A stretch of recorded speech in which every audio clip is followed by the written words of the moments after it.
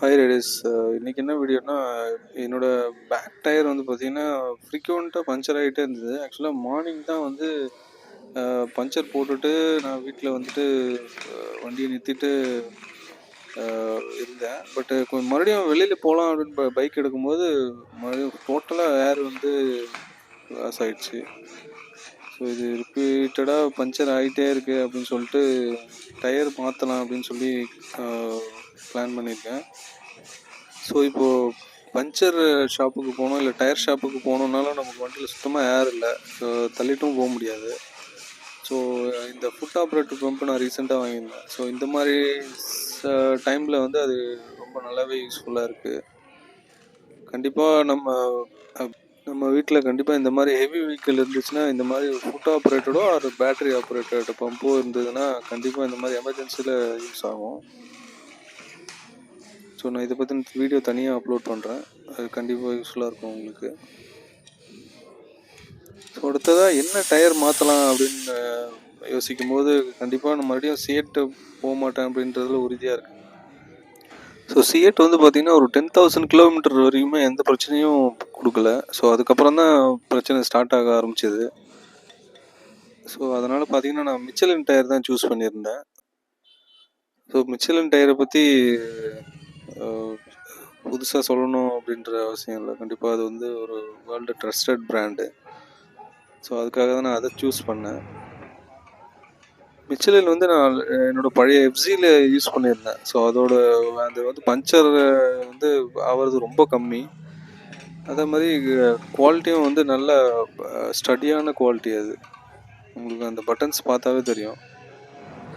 எம்ஆர்எஃப்பும் என்னோடய ஆப்ஷனில் இருந்துச்சு. பட் எம்ஆர்எஃப் வந்து மிச்சலின் அளவுக்கு அந்த ஸ்டடினஸ் இருக்காது. ஸோ அதுக்காக தான் நான் மிச்சலின் போனேன். மிச்சலின் வந்து பார்த்திங்கன்னா கிட்டத்தட்ட எனக்கு 3650 அந்த ரேஞ்ச் வந்தது. எம்ஆர்எஃப் வந்து 28 அவ்வளோதான் வந்திருக்கும். பட் இதோட லைஃப் வந்து நல்லாயிருக்கும். ரைடிங் கம்ஃபர்ட் வந்து ரொம்ப சூப்பராக இருக்கும். ஸோ அதுக்காக தான் நான் மிச்சலின் சூஸ் பண்ணேன். ஆக்சுவலாக ஷோரூமில் தான் மாற்றலாம் டயர் அப்படின்றதுக்காக நான் ஒரு பெரிய ஷாப்புக்கு போனேன். பட் அங்கே வந்து டயர் மாற்றுறதுக்கு உண்டான ஃபீஸிபிலிட்டி இல்லை அப்படின்ட்டாங்க. ஸோ அதுக்காக தான் இந்த மாதிரி ஒரு கடையில் மாற்றிட்டுருக்கேன். பட் அவர் டயர் மாற்றினது எல்லாமே கொஞ்சம் ப்ரொஃபஷ்னலாக இருந்தது. பட் அந்த வீல் வந்து நமக்கு வண்டியில் வந்து மாட்டும் போது தான் ரொம்ப ஸ்ட்ரகிள் ஆச்சு. என்னால் அது வீடியோ எடுக்க முடியல. ஏன்னா நானும் கூட சப்போர்ட் பண்ணிட்டு இருந்தேன். அந்த மாதிரி டைமில் தான் நமக்கு தோணும், இந்த மாதிரி ஷோரூமில் பண்ணியிருந்தால் கொஞ்சம் நல்லா ப்ரொஃபஷ்னலாக பண்ணியிருப்பாங்களோ அப்படின்ற மாதிரி தோணுச்சு.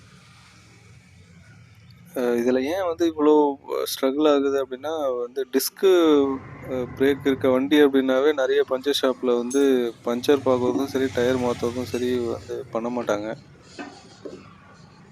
இந்த கடையில் வந்து அது டயர் வாங்கின ஷோரூம்லேயே வந்து அவர் வந்து இங்கே வந்து சொல்லிவிட்டு டயரை கொடுத்துட்டு அவர் சொல்லிட்டு போயிருந்தார். ஸோ அதனால தான் இவரும் அக்செப்ட் பண்ணிட்டார்.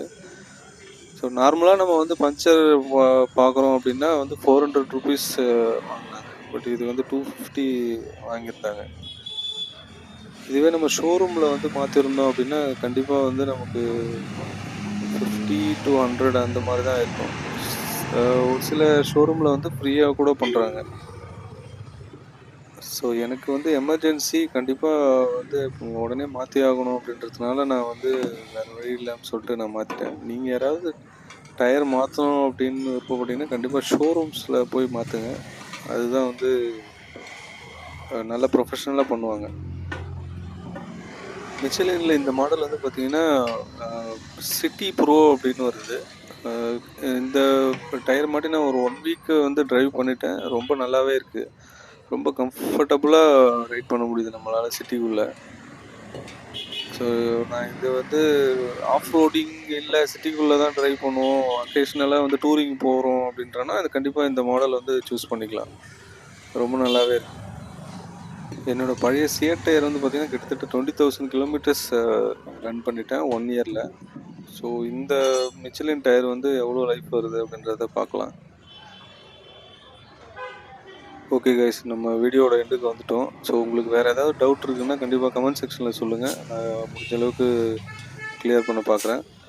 ஸோ இந்த வீடியோ பிடிச்சிருந்ததுன்னா லைக் பண்ணுங்கள், ஷேர் பண்ணுங்கள், மறக்காமல் நம்ம சேனலை சப்ஸ்கிரைப் பண்ணி வச்சுக்கோங்க. ஸோ அப்போ தான் வந்து இந்த மாதிரி இன்ஃபர்மேட்டிவ் வீடியோஸ் உங்களுக்கு வந்து சேரும்.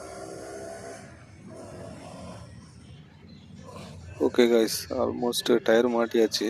ஸோ அடுத்தது வண்டியில் ஃபிக்ஸ் பண்ணதும், வண்டியில் ஃபிக்ஸ் பண்ண வீடியோ என்னால் போட முடியல, ஏன்னா அது ரொம்ப ஸ்ட்ரகிள் ஆகி தான் பண்ணோம் அதை. ஸோ மாட்டியாச்சு. சைஸ் வந்து பார்த்தீங்கன்னா கம்பேர் டு பழைய சியட் டயரை கம்பேர் பண்ணும்போது ரொம்ப சின்னதாக தெரிகிற மாதிரி எனக்கு ஃபீல் ஆச்சு. பட் சைஸ் வந்து பார்த்தீங்கன்னா அதே 180/80 18 இன்ச் சைஸ் தான்.